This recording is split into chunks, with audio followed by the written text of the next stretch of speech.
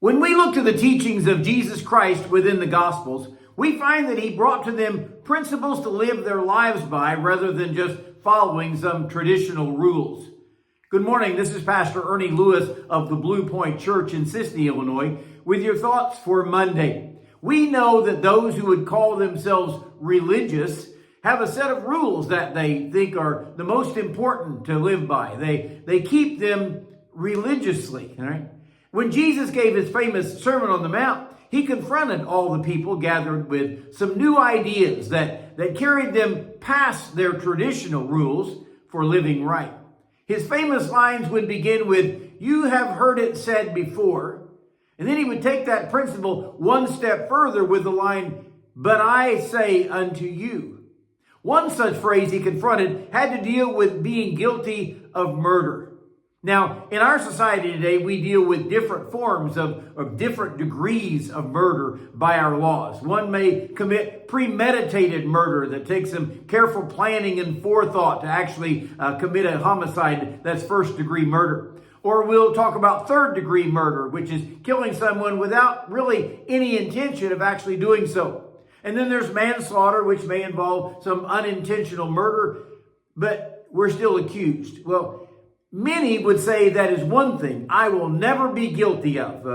One sin I am free from. I will not commit murder. But Jesus went on in that passage, said, "You have heard that it said of old, you shall not commit murder. And whoever commits murder will be in danger of the judgment." This is certainly a law for the ages, right? But Jesus went on to say, "But I say to you that whoever is angry with his brother without a cause shall be in danger of the judgment." Now we're talking about another degree of intent of the heart. You would never be guilty of being angry with another person without a just cause, would you? You realize Jesus was not talking about a violent act here. He was just talking about a wrong condition within our hearts. We may often take a spoken word wrongly, or maybe we harbor some anger and resentment within ourselves for someone else. And we know that anger can build to dangerous proportions when it's not kept in check.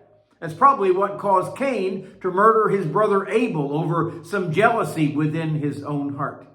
Well, Jesus knew that such negative feelings can be used by Satan to cause us to act in a bad way. Or perhaps there are no actions being committed here, but there's still a dangerous thought life. When we harbor anger, resentment, discord, we often become another person altogether. We allow those thoughts and those attitudes to overcome our thinking, and we are guilty of worldly sin. You know, whenever Paul describes that group in Galatians chapter 5, he said, the works of the flesh are things like hatred and contentions and jealousies and envy. You get where I'm going here, right? It's the same picture that Jesus talked about here. And Jesus warned, when we're angry with a brother without a cause, we are in danger of the judgment. He says, whoever says to that brother, "Raca," shall be in danger of the council. Whoever says, "You fool," shall be in danger of hellfire.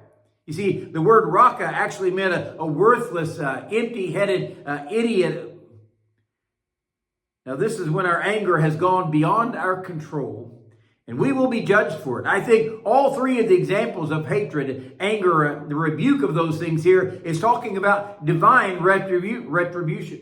And Jesus was pointing out that although man sees our actions, God will judge us for the feeling that we harbor in our hearts against another person. So don't consider that sixth commandment as beyond us.